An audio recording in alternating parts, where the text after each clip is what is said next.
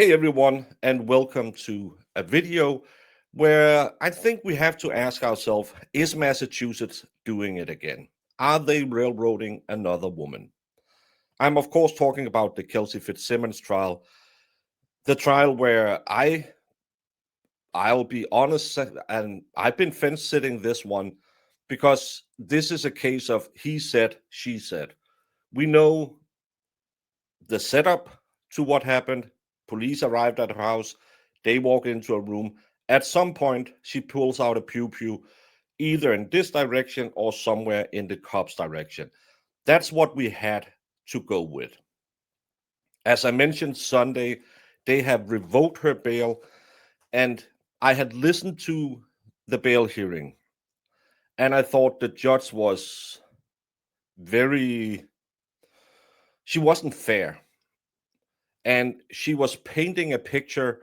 Then when you see how she has been trying to comply with the bail, I have a hard time seeing why the hell did the judge need to go where she went. We see kitty diddlers go out on bail for years, but this woman, she's such a big menace to society that she has to go back into prison. And why? Because her own team filed an emergency motion at September 10th and asking for different terms. She had the terms that she had to have her GPS monitor. She could have no contact with her fiance and her baby, and she needed to blow in a scram device to prove she didn't drink, based on she had gotten angry before when drinking.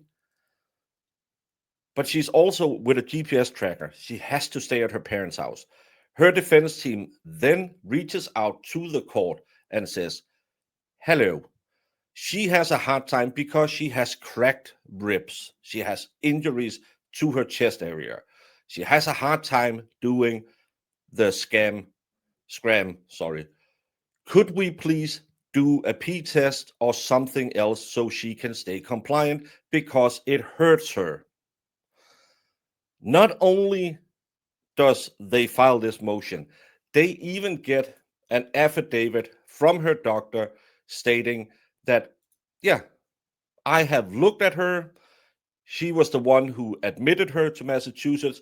She has a pew pew wound to the right hemothorax with retaining bullet fragments in her right upper back, moderate right hemothorax requiring chest tube placement, right middle and lower lobe preliminary contusions with active bleeding, grade 4 heptic trauma with active bleeding, communicated,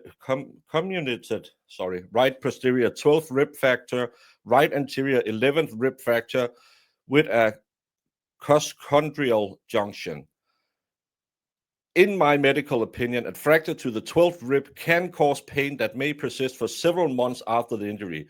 The severity and duration of pain following such a fracture vary, and it is difficult to predict how long symptoms will continue in any given patient. Additionally, retained bullet fragments can also cause chronic pain that can be exacerbated by movements such as deep breathing.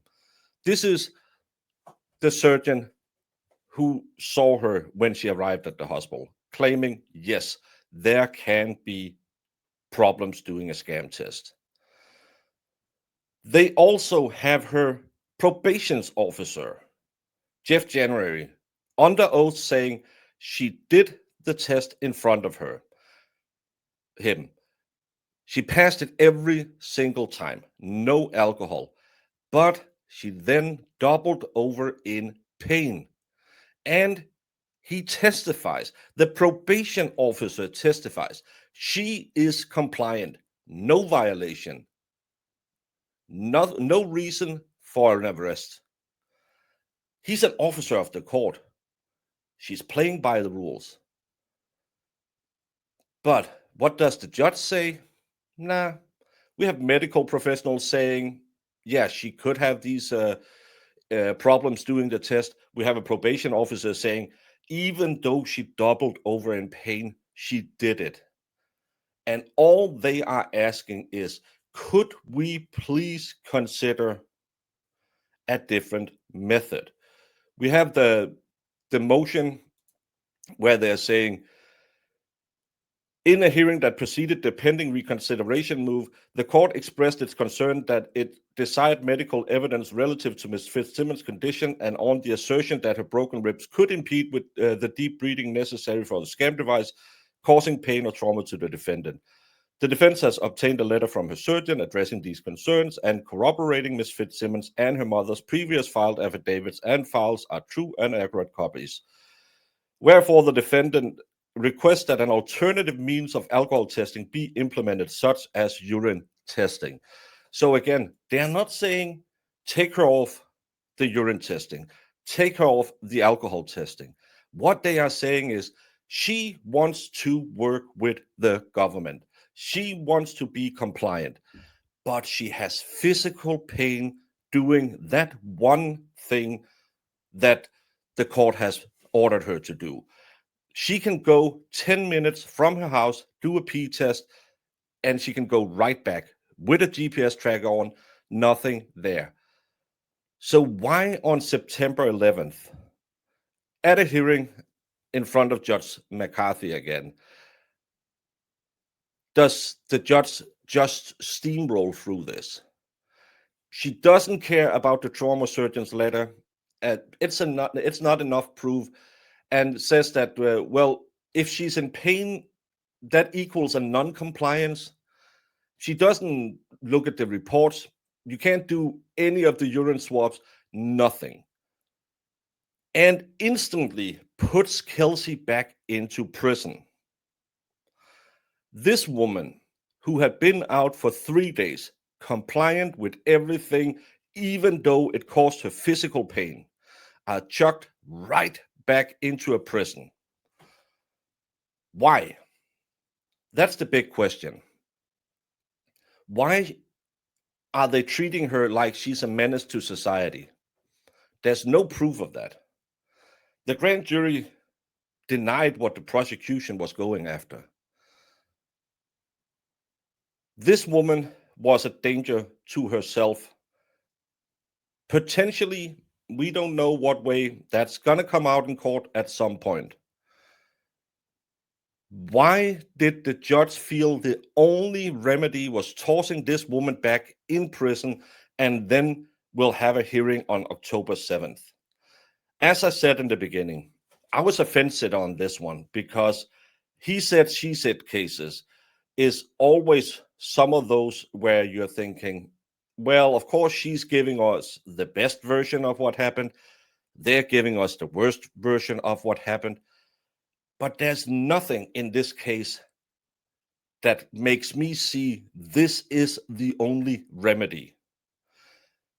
If the only thing she needed, instead of blowing into a tube, was peeing on a stick, why does the judge say, you can't do this, you are not cooperating? They are the ones reaching out to court saying, you could very easily change this one little part of the bail conditions. Could you please do it because our client is in physical pain? The judge just said, nah, I don't want to listen to judges or to doctors. It's hearsay. I don't care. Well, her parole officer, what does he know, even though it's his job? I don't know what's going on in this case. As I say, normally we'll wait to trial, or at least till we see some more evidence. And maybe we are blinded because Bradel is her attorney and we know him from the Carney case. But it just seems like injustice. You could very easily swap one part of the bail conditions to another part. Instead of blowing into a tube for 5 to 6 seconds, keeping a pressure on your lungs that you have heard, keeping pressure on your bruised ribs, you just go into a booth, you pee in a cup, they put in a stick, everything is hunky-dory or everything is not hunky-dory. This judge chooses to say, well, she might have acted out previously at a party, which is hearsay because someone said that. So she is a menace to society that can't be walking the streets of Massachusetts. What's wrong with Massachusetts? Why are they like this? This woman should be treated fairly. Again, I don't know what happened in that room. But when you start treating her like this with no effing reason, I'm starting to think, I better be swinging for Team Kelsey, because fairness is still part of the law. And this judge doesn't seem that fair.